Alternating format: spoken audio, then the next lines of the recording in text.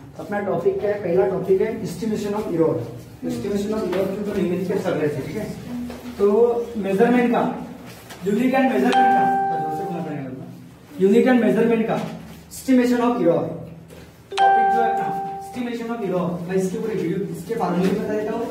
Estimation of error, तो पहले error क्या होती है उसके बारे में बताऊंगा, और एरर कैसे फाइंड आउट करते हैं उसके बारे में भी बताऊंगा, ठीक है। तो एरर होती क्या है? तो एरर यानी कुछ नहीं होता, फॉल्ट इन मेजरमेंट होता है। Error is a fault in measurement, fault in measurement, fault in measurement.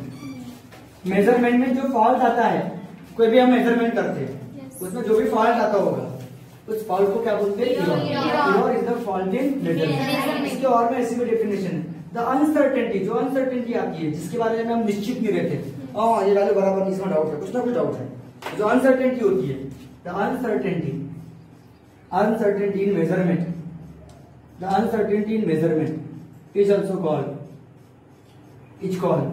error। उसी को हम क्या बोलते हैं? error बोलते हैं, ठीक है। तो error के बारे में बता रहा हूं, the fault in measurement is called error। उसको भी हम error बोलते हैं, और जो अनसर्टेनिटी होती है, अनिश्चितता, उसको भी हम क्या बोलते हैं? error। अब error फाइंड कैसे करते हैं? एरर कैसे फाइंड करोगे? कैसे फाइंड करेंगे अपनी एरर, ठीक है। एरर को फाइंड करना है तो कैसे फाइंड करेंगे? तो हम पहले मेजरमेंट लेंगे, ठीक है। तो मान लो कोई एक रॉड होगी, ये मान लो रॉड है, इस रॉड की जो ओरिजिनल लेंथ है, ट्रू वैल्यू बोलेंगे उसको, ट्रू वैल्यू, तो ट्रू लेंथ बोल सकते हैं उसको, ट्रू लेंथ। तो ट्रू लेंथ होगी मान लो 5.2 सेंटीमीटर की रॉड है, 5.2 सेंटीमीटर की, लेकिन किसी बंदे ने उसको मेजर किया, तो मेजर करने के बाद में वो भरी 5.3 सेंटीमीटर की। ये मेरी मेजर्ड वैल्यू है। ये कौन सी वैल्यू है? मेजर्ड वैल्यू, ठीक है। तो ट्रू वैल्यू में से, या मान लो किसी बंदे ने मेजर किया तो 5.1 की मेजर किया हो, तो मान लो एरर कैसे निकालोगे? एरर तो ट्रू वैल्यू में से किसको माइनस करोगे? मेजर्ड वैल्यू या ऑब्जर्व वैल्यू बोल सकते हो, मेजर्ड वैल्यू या ऑब्जर्व वैल्यू। तो बताओ ट्रू वैल्यू कितनी थी? 5.2, और ये कितनी थी? 5. तो कितना हो जाएगा? 0.1। तो 0.1 सेंटीमीटर का फॉल्ट है। तो कभी कभी हो सकता है कि बंदे ने 5.3 मेजर किया होगा, तो एरर क्या होगी? तो एरर कितनी होगी बताओ? 5.2 में से 5.3 माइनस करोगे, कितना आएगा? हाँ, लेकिन एरर कितनी की है? 0.1। कभी नेगेटिव नहीं बोलती एरर, इसलिए आपको मैग्नीट्यूड लेना पड़ेगा, मैग्नीट्यूड लेना पड़ेगा। मैग्नीट्यूड लोगे तो पॉजिटिव कुछ रहेगी, ये भी मैग्नीट्यूड। तो इसलिए एरर की डेफिनेशन ऐसी भी बन सकती है, magnitude of difference between true value and measured value. Minus का मतलब डिफरेंस होता है, और इसका मतलब मैग्नीट्यूड। तो magnitude of difference between true value and measured value is called error. तो एरर की डेफिनेशन ऐसी भी होती है, ठीक है। किसी डेफिनेशन बनोगे द मैग्नीट्यूड, देखो मैग्नीट्यूड बोला ना, magnitude of difference between true value and measured value, between true value and measured value, true value and measured value, इसके बीच का जो डिफरेंस होगा, magnitude of difference between true value and क्या बोला मैंने? Measured value. आप मेजर्ड वैल्यू लिखोगे तो कोई फर्क नहीं पड़ेगा, मेजर्ड वैल्यू लिखो पहले, मेजर्ड वैल्यू पहले लिखो, ट्रू वैल्यू बाद में लिखो, कोई फर्क नहीं पड़ेगा, क्योंकि मैग्नीट्यूड की बात कर रहा हूँ। अगर आप मेजर वैल्यू को पहले लिखते हो 5.1 माइनस 5.2, तो आंसर तो माइनस 0.1 आएगा, माइनस 0.1 तो magnitude of difference between measured value लिखो, ट्रू वैल्यू लिखो, तो आगे ट्रू वैल्यू लिखो या मेजर्ड वैल्यू, फर्क नहीं पड़ेगा। बस इतना याद रखना कि magnitude of difference between true value and measured value is called as true value and measured value is called as error. ये भी एरर की डेफिनेशन है, इज कॉल्ड एज एरर। उम्मीद करता हूँ कि आप लोगों को समझा होगा। इसको लेस जीरो, इसको अच्छे से दिखेगा नहीं इस पोर्शन में, इसलिए ऊपर लिखता हूँ the magnitude of difference between magnitude of difference. Small को कैसा करते हैं? मैग्नीट्यूड, माइनस का मतलब difference, magnitude of difference between true value and measured value is called as error. इसको हम बोल सकते हैं एरर, ठीक है। अब एरर मेजर कैसे करते हैं? हम मेजरमेंट की बात करेंगे कि ट्रू वैल्यू कैसे निकालेंगे। हमको तो ट्रू वैल्यू ठीक है, अभी हमको ट्रू वैल्यू पता थी कि इसकी ट्रू वैल्यू 5.2 सेंटीमीटर थी, लेकिन कभी कभी हो सकता है कोई फिजिकल क्वांटिटी को हम गिनेंगे, क्या ट्रू वैल्यू हमको पहले से पता रहेगी? हमको तो उसको गिनना है, उसकी ट्रू वैल्यू निकालना है और उसमें जो एरर होगी वो भी निकालना है।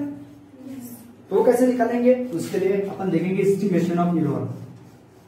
कैसे देखेंगे एस्टिमेशन ऑफ एरर?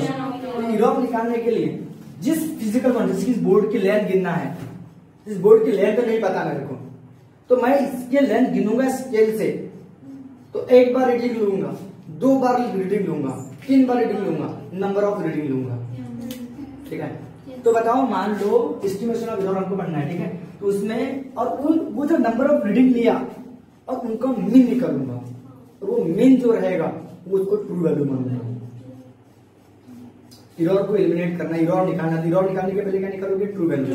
तो आपने क्या किया, नंबर ऑफ रीडिंग ले लिए कि अब मैं बात कर रहा हूँ मीन वैल्यू, मीन वैल्यू निकालने के पहले लिख रहा हूँ लेट A1 A2 A3 ऐसा करते करते AN be the number of reading बोल सकते हो।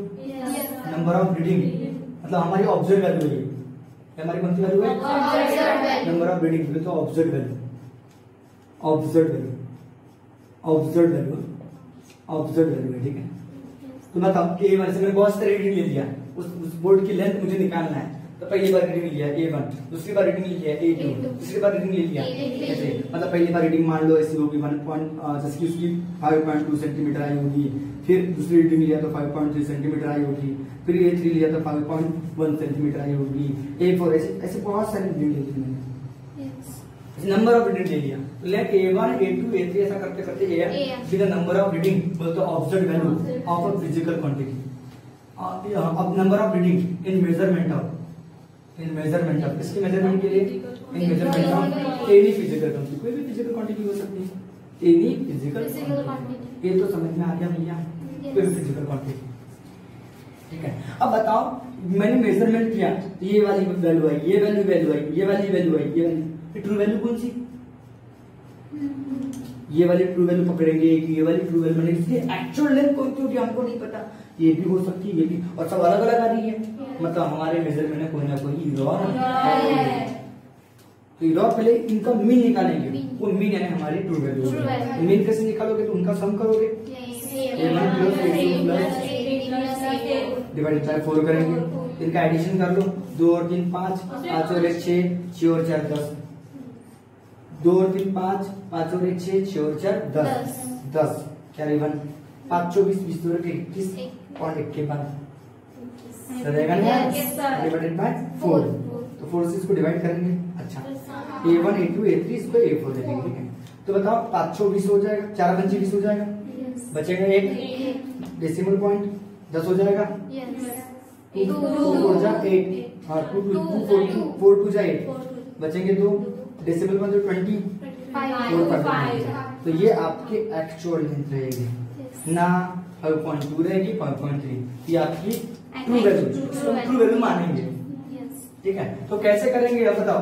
मीन वैल्यू हम निकालेंगे पहले, मीन वैल्यू ट्रू मतलब एरर निकालने के पहले आपको ट्रू वैल्यू निकालना पड़ेगा, क्योंकि एरर का मतलब क्या होता है? True value major value, true value major difference होता है, तो पहले ट्रू वैल्यू तो निकालना पड़ेगा ना। हाँ, तो मीन वैल्यू यानी आपकी ट्रू वैल्यू होगी, इसी को हम ट्रू वैल्यू बोलेंगे, उसके बारे में आपने डिस्कस करूंगा AN। तो मीन वैल्यू की डेफिनेशन क्या होती है? अरिथमेटिक मीन, इसको अरिथमेटिक मीन बोलते हैं। The arithmetic mean of arithmetic mean of all observed value, all क्या? All observed value each called mean value, इसी को हम क्या बोलते हैं? Mean value. मीन वैल्यू को हम AM से डिनोट करेंगे। यार 5 पॉइंट कितनी थी? 1 5.2 5.3 5.4 जो भी हमको चाहिए। अब बताओ मीन वैल्यू को AM से डिनोट करेंगे, तो A1 plus A2 plus A3 ऐसा करते करते AN और डिवाइड बाय क्या होगा? ये आपका मीन वैल्यू का फार्मूला होगा। ठीक है, अब बताओ ये आपकी ट्रू वैल्यू होगी। अब बताओ ये ट्रू वैल्यू, अभी एरर निकालना है, तो पहले वाले के लिए एरर निकालेंगे, दूसरी वाले के लिए एरर निकालेंगे, तीसरी वाले के लिए एरर निकालेंगे और चौथी वाले के लिए भी एरर निकालेंगे। एरर कैसे निकालते हैं? मीन वैल्यू में से ऑब्जर्व वैल्यू माइनस करना है, मीन वैल्यू 5.25 है माइनस ये 5.2 तो 5.2 का मतलब 20 होता है। टू के बाद कुछ नहीं 0 है, तो 5 में से 0 गया तो 5, 2 में से 2 गया तो 0, 5 में से 5 गया 0, तो 0.05 ये होगी पहली वाली इरर जिसको हम डेल्टा A1 बोलेंगे। और ये हमेशा मैग्नीट्यूड में होती है। इस मैग्नीट्यूड को एक नया नाम है एब्सोल्यूट वैल्यू। आपने 9th क्लास में पढ़े हो, रियल नंबर चैप्टर था, इसमें एब्सोल्यूट वैल्यू पढ़े होंगे। तो ये होती है एब्सोल्यूट वैल्यू ऑफ एक्स, ऐसे लिखते हैं। हाँ, तो ये एब्सोल्यूट इरर, इसलिए इसको एब्सोल्यूट इरर बोलते हैं। इसको बोलते इरर बोलते हैं एब्सोल्यूट इरर, एब्सोल्यूट इरर, ठीक है। एब्सोल्यूट इरर, एब्सोल्यूट इरर यानी क्या है? एब्सोल्यूट इरर है मैग्नीट्यूड, इसको मैग्नीट्यूड किसी को बोलते हैं एब्सोल्यूट इरर, इसको डेल्टा से रिप्रेजेंट करते हैं। तो बताओ एब्सोल्यूट इरर पहले वाले रीडिंग के लिए निकालेंगे, एब्सोल्यूट इरर इसके लिए निकालेंगे, सब रीडिंग के लिए एब्सोल्यूट इरर निकालेंगे। तो पहले एब्सोल्यूट इरर की डेफिनेशन तो लिखना पड़ेगा ना भैया। हमारी मीन वैल्यू कितनी निकली थी? 5.25 निकली थी। तो बताओ एब्सोल्यूट इरर क्या होता है? एब्सोल्यूट इरर को हम डेल्टा से रिप्रेजेंट करते हैं, mod of delta. Okay, mod of delta, ठीक है, डेल्टा है। तो ये होती है एब्सोल्यूट इरर। तो इसकी डेफिनेशन क्या होती है? Magnitude of difference, magnitude of difference, magnitude of difference, difference between true value, true value बोलते mean value, mean value and observed value, observed value is called absolute error, it's called absolute error, इसको हम absolute error बोलते हैं। और एक बात मैं लिखना भूल गया यहाँ पे, the mean value is also called true value, mean value is also called true value, इसी को ट्रू वैल्यू भी बोलते हैं। ये भी आपको अच्छे से याद रखना है, ट्रू वैल्यू बोलते करके, ठीक है, ट्रू वैल्यू बोलते करके, ट्रू वैल्यू बोलते करके, ठीक है। और इरर क्या होती है, एब्सोल्यूट इरर क्या होती है? तो मैग्नीट्यूड ऑफ डिफरेंस। तो बताओ पहले वाले रीडिंग के लिए, पहले वाले रीडिंग के लिए, पहले वाले रीडिंग के लिए एब्सोल्यूट इरर, हम एब्सोल्यूट इरर किसका निकालेंगे? एब्सोल्यूट इरर मैंने बताया, मैंने आपको डेल्टा ए। अच्छा, आप बात करते हैं reading the absolute error, the absolute error, absolute error denoted by delta is mod of delta है। तो एब्सोल्यूट इरर किसके लिए? तो एब्सोल्यूट इरर कौन से रीडिंग के लिए? एब्सोल्यूट इरर फॉर किसके लिए? फॉर किसके लिए? A1 के लिए, A2 के लिए, A3 के लिए, ऐसा करते करते AM के लिए, सबके लिए निकालेंगे एब्सोल्यूट इरर, ठीक है। तो A1 के लिए एब्सोल्यूट इरर क्या होगा? डेल्टा A1 होगा, होगा कि नहीं होगा? तो AM में से A1 माइनस करेंगे। फिर इसी सेकंड वाले के लिए A2 के लिए क्या एब्सोल्यूट इरर क्या होगी? डेल्टा A2 होगी, इसमें AM में से किसको माइनस करेंगे? A2 को माइनस। फिर डेल्टा A3 होगा, इसमें से AM में से किसको माइनस करेंगे? A3 माइनस करेंगे। ऐसा करते करते करते करते डेल्टा AM होगा, AM माइनस AM। उम्मीद करता हूँ कि समझा होगा। A3 के लिए A3 माइनस, A2 के लिए A2। अब एक बात बताओ, ये डेल्टा A1 निकाला मैंने, सिमिलरली डेल्टा A2 कैसे निकलेगा? बताओ डेल्टा A2 कैसे निकालोगे? डेल्टा A1 है, ये बता दिया मैंने आपको, ऐसा ऐसा होता है, ठीक है। अब डेल्टा A2 यानी क्या होगा बताओ? 5.25 में से 5.1 मान लो, 5.1 था, कितना आएगा बताओ? 0.15 आएगा, अरे आएगा ना? फिर 5.2 था तो 20 लिखेंगे उसको, तो 0.02 आएगा, 0.5 आएगा, आएगा कि नहीं आएगा? तो बताओ हर किसी के लिए इरर अलग अलग आ रही है। भाई ये वाली इरर सही, ये वाली इरर सही, कौन सी इरर हमको पता है क्या? तो पहले वाले रीडिंग के लिए ये वाली इरर है, तो बताओ ये हमारी ट्रू वैल्यू होगी। अब हमको इरर निकालना है तो हमको ये वाली इरर मिली पहले वाले रीडिंग के लिए, दूसरे वाले रीडिंग के लिए ये वाली इरर मिली, फिर ये इरर मिली, ये इरर मिली, फिर ट्रू इरर कौन सी हमको पता है क्या?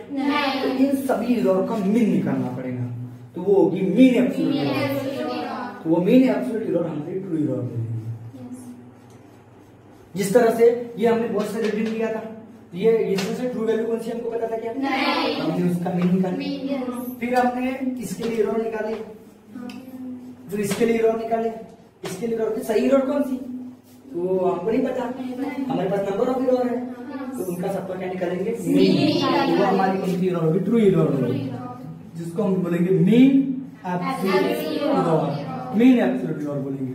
और डेल्टा AM से डिनोट करेंगे उसको, mean absolute error delta AM। जैसे कि मीन वैल्यू AM थी, अब उसमें इरर डेल्टा ए। तो बताओ क्या होगा mean, arithmetic mean of, arithmetic mean of, arithmetic mean of all absolute error, सभी एब्सोल्यूट एरर का ऑल एब्सोल्यूट एरर है क्या? इच कॉल क्या बोलेंगे बताओ? मीन एब्सोल्यूट एरर बोलेंगे, मेन एब्सोल्यूट एरर बोलेंगे। बहुत इजी है, बहुत सिंपल है, बहुत इजी है। तो डेल्टा एम यानी क्या होगा भैया? तो mod of delta A1 plus mod of delta A2 plus mod of delta A3, ऐसा करते करते करते मॉड ऑफ डेल्टा ए और डिवाइडेड बाय कितना होगा? उम्मीद करता हूँ कि समझाओगे। अब इसके बाद में आता है रिलेटिव एरर। तो what is mean by relative error? Relative error कुछ नहीं है बेटा। रिलेटिव एरर, इसका रिलेटिव एरर का मतलब होता है कि भैया एरर आई कितनी हमारे ट्रू वैल्यू के रिस्पेक्ट में। तो ट्रू एरर आई कितनी, तो हमारी ट्रू एरर कौन सी है? Delta M. तो ट्रू वैल्यू कौन सी है? एम। मतलब ट्रू वैल्यू के रिस्पेक्ट में एरर कितनी है, हमारी जो ट्रू वैल्यू थी उसके रिस्पेक्ट में एरर कितनी है, इसको रिलेटिव एरर बोलते हैं। तो रिलेटिव एरर कुछ नहीं, रेशियो है किसका? मीन एब्सोल्यूट एरर और मीन वैल्यू का रेशियो ऑफ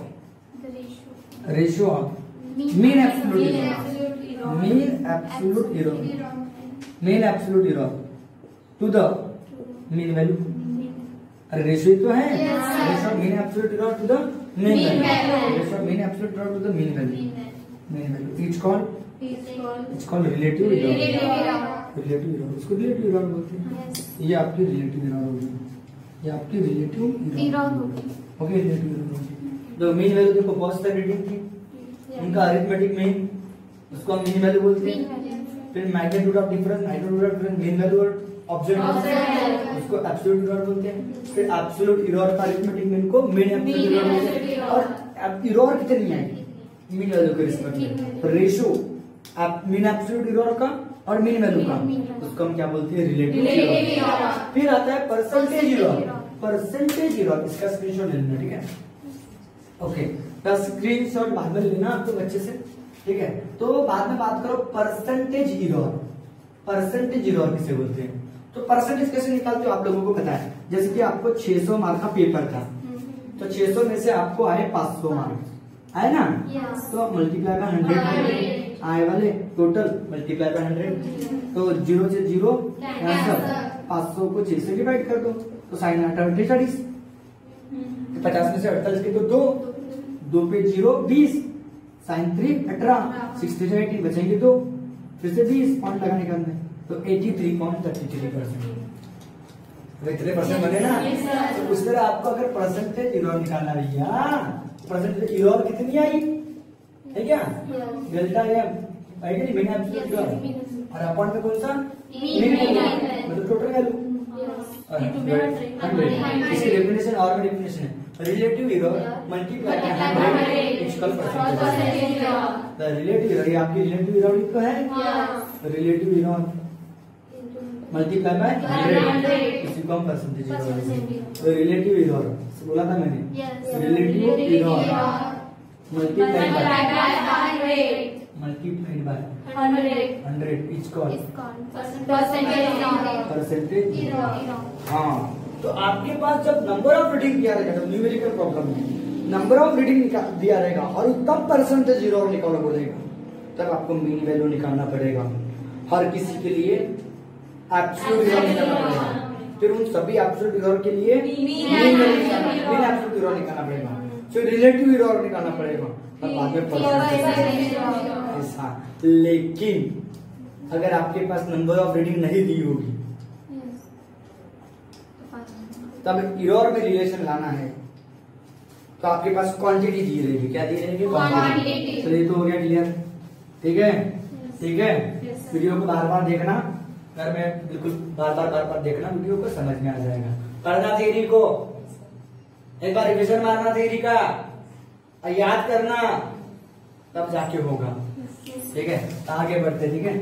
आगे बढ़ते, ठीक है? ध्यान दो, आगे क्या है कि कभी अगर आपको परसेंटेज एरर निकालो बोलेगा, रिलेटिव एरर निकालो बोलेगा, तो वो कुछ रिलेशन बता रहा हूं, relationship between,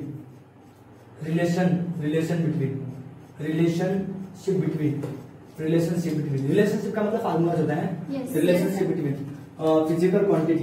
physical quantity and their error. Physical quantity and their error, इनकी इरर के बीच में, ठीक है। तो हो सकता है कि दो फिजिकल क्वांटिटी एडिशन में दी होगी या माइनस में दी होगी, तो तब इनकी जो इरर होगी, इनके रिलेटिव इरर नहीं निकलेगी, ठीक है। वन क्या निकलेगा, delta Y equal to delta A plus minus delta B, बस ये ए में इरर, ये बी में इरर, डेल्टा का मतलब इरर होता है। लेकिन अगर दो क्वांटिटी मल्टीप्लाई में दी रहेगी, जिसके ऊपर हमने बहुत सारे न्यूमेरिकल दिए, अगर ए बाय बी में रहेगी या फिर ए बाय बी में या ए इंटू बी में रहेगी, तब रिलेटिव इरर का फंडा होता है। ये जस्ट इरर की बात चलती है, लेकिन इनके समय किसकी बात चलती है, रिलेटिव इरर की बात चलती है। रिलेटिव इरर से परसेंटेज इरर निकाल सकते हैं 100 से मल्टीप्लाई करके। तो इसमें इरर क्या होगी, इस y में इरर क्या होगी, इस y में delta y by y relative error, इसके relative error delta A by plus delta B by B plus आता है, प्लस ही आता है। और डिवाइड के समय delta y by y delta A by A plus delta plus वही प्लस ही है। जैसे कि फॉर एग्जांपल और कांस्टेंट को इन्वॉल्व नहीं, जैसे कि मैंने आपको बताया था, और काइनेटिक एनर्जी का फार्मूला, एनर्जी का फार्मूला 1/2 mv का स्क्वायर। तो डेल्टा ई बाय इसके अगर मुझे रिलेटिव इरर निकालना है तो 1/2 कांस्टेंट है, तो कांस्टेंट को हम गिनते नहीं, हम मेजर नहीं करते। इरर किसमें आता है, जिसका मेजरमेंट करेंगे उसका इरर आएगा, जो कांस्टेंट रहेगा उसमें कहां से इरर आएगा, 1/2 कांस्टेंट है तो डेल्टा m बाय m आएगा, तो पावर क्या आता है आगे डेल्टा v बाय v, ऐसा। तो पावर वाला भी फंडा है, पावर वाला भी जैसे कि y इक्वल टू a की पावर b, a की पावर n दी हुई है, तो तब क्या होगा, तो delta y by y power आ गया डेल्टा m बाय पावर आ गया।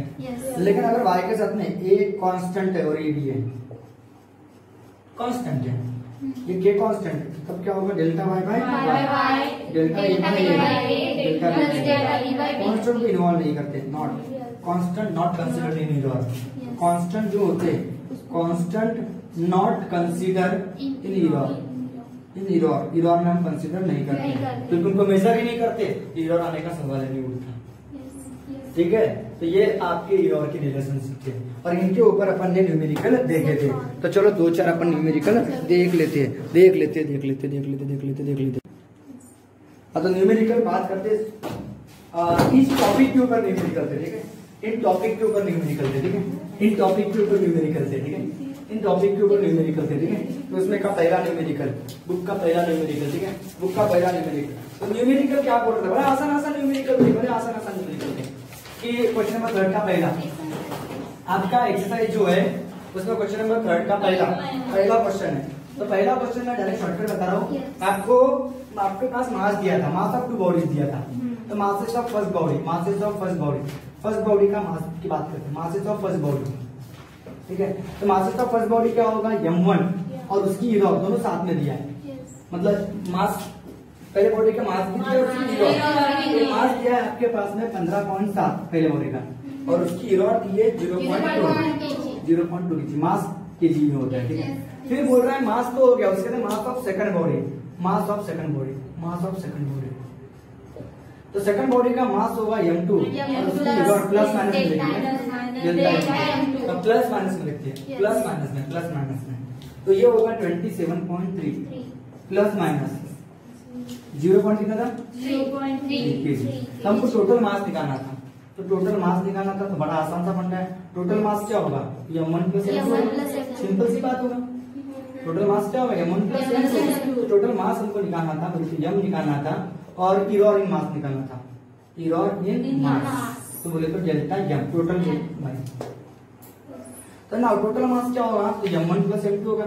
यहाँ तो कोई फार्मूला नहीं बन रहा, कोई फार्मूला है मास का, ऐसा होगा ना, जैसे कि एनर्जी का फार्मूला था 1/2 mv का स्क्वायर, ये 2 मास तो ऑलरेडी दिए हैं, तो कोई टेंशन नहीं है, डायरेक्ट ऐड करोगे m1 प्लस m2, तो m1 की वैल्यू 15.7 होगी, 15.7, और m2 की वैल्यू 27.3, 7 और 3 10 कैरी 1, तो 7 और 1 8 5 13, 1 और 5 13 होगा, कैरी 1, 2 और 1 3, 3 और 1 4, और के बाद 43 kg, ये आपका मास होगा, टोटल मास, ठीक है। अब बात करो इरर इन मास, तो इरर इन मास तो क्या होगा बताओ, m1 delta m1 plus delta m2, ये प्लस माइनस में है 0.0, ये प्लस माइनस में है 0.0, प्लस माइनस 0.5, ये आपकी इरर मास होगी, बोलते डेल्टा एम।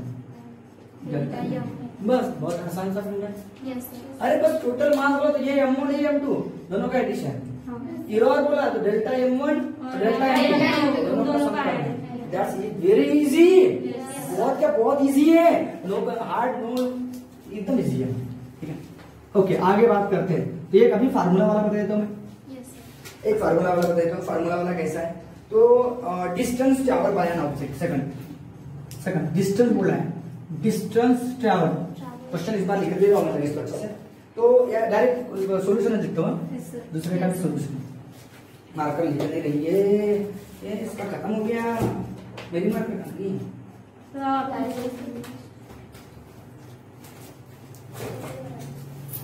तो नीचे गिरी है सर एक मार्कर।